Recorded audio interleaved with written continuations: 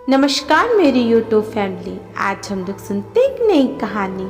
माँ, मोहन भैया अभी तक नहीं आए। राखी का मुहूर्त निकला जा रहा है, जरा सब्र कर, आता होगा। आज तक कभी लेट हुआ है? वो तो है मोहन भैया, मेरे राखी भाई। वो मेरे भाई अंश के बचपन की दोस्त हैं, अक्सर हमारे घर आते रहते। एक बार राखी वाले दिन वो हमारे घर आए। उन्हें भैया से कुछ काम था। वो कुछ उदास लग रहे थे। मैंने उनकी उदासी का कारण पूछा तो बोले उनकी बहन नहीं है राखी बांधने के लिए। बस इतनी सी बात। मैं हूं ना आपकी बहन, और मैंने उन्हें भी राखी बांध दी।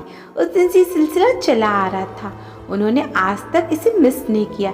सॉरी सॉरी, देर हो गई। उन्होंने आते ही बोला। मीरा अपने ख्यालों से बाहर आई। कहाँ थे अब तक? मीरा ने झूठ मूठ का गुस्सा दिखाते हुए बोला। क्या करूँ, ट्रैफिक ही इतना था। चल चल राखी बांध। अंश कहाँ है? मीरा ने दोनों को राखी बांधी। लाओ मेरा गिफ्ट, हाथ आगे करते हुए बोली। दोनों भाइयों से गिफ्ट लेकर वो अपने कमरे में चले गए। कुछ समय बाद मीरा की शादी तय हो गई। मीरा की शादी में मोहन ने भाई होने का पूरा फर्ज निभाया। कुछ समय बाद मोहन और अंश की भी शादी हो गई।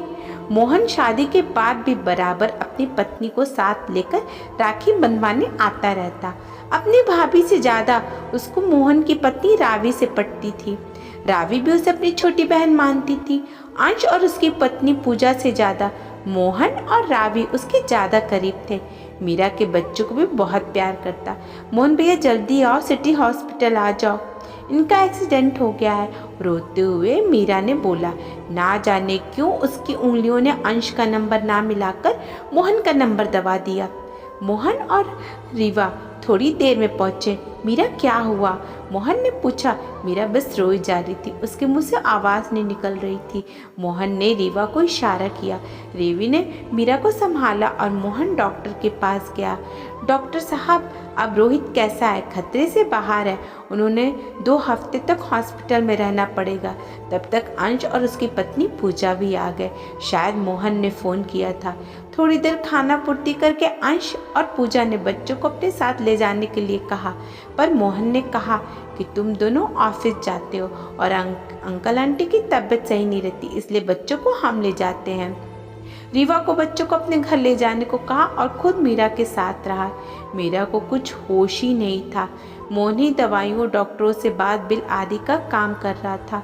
2 हफ्ते बाद मोहन और मीरा रोहित के घर आए।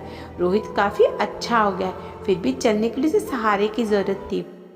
रावी बच्चों को घर लेकर के आ गई। बच्चे अपने पापा को देखकर बहुत खुश हुए। मोहन और रावी रोज उनसे मिलने आते और साथ में ज़रूरत का सामान ले आते। रावी शाम का खाना भी बना जाती। कभी कभी अंश और पूजा भी आते, पर नाम के लिए। एक दिन रोहित ने मोहन से कहा, भैया मीरा बता रही थी कि आपका बहुत खर्चा हो गया है, आप मुझे बता दीजिए, हम दे देंगे। मीरा, तू तो बहुत बड़ी हो गई है, अगर अंश होता तो भी ऐसे ही करती। शायद तूने मुझे दिल से अपना भाई नहीं माना। मीरा रोते हुए बोली, ऐसी बात मत बोलो भैया, आप तो अपनों से भी अपने हो। अपने अंश भैया से ज़्यादा आपने मेरा ख्याल रखा है, मेरे सुख दुख में हमेशा साथ खड़े रहे हैं। अपने भाई के सारे फर्ज निभाने में आपका और भाभी का एहसान तो कभी चुका ही नहीं सकते। मोहन के गले लगते हुए, आप नहीं होते तो पता नहीं मेरा क्या होता। मोहन अपने आंसू छुपाते, अच्छा जा, हम सबके लिए चाय बना कर ला। चाय बनाते हुए मीरा सोचने लगी, ऐसा बंधन जो मजाक में बना था आज मेरे लिए सबसे खास है। सच में दिल से मानो तो खून के रिश्तों से बढ़कर भी और भी रिश्ते होते हैं। अगर इस कहानी ने आपके दिल को छुआ है तो सभी दोस्तों के साथ शेयर करें और हमारे चैनल को सब्सक्राइब कर लीजिएगा। धन्यवाद।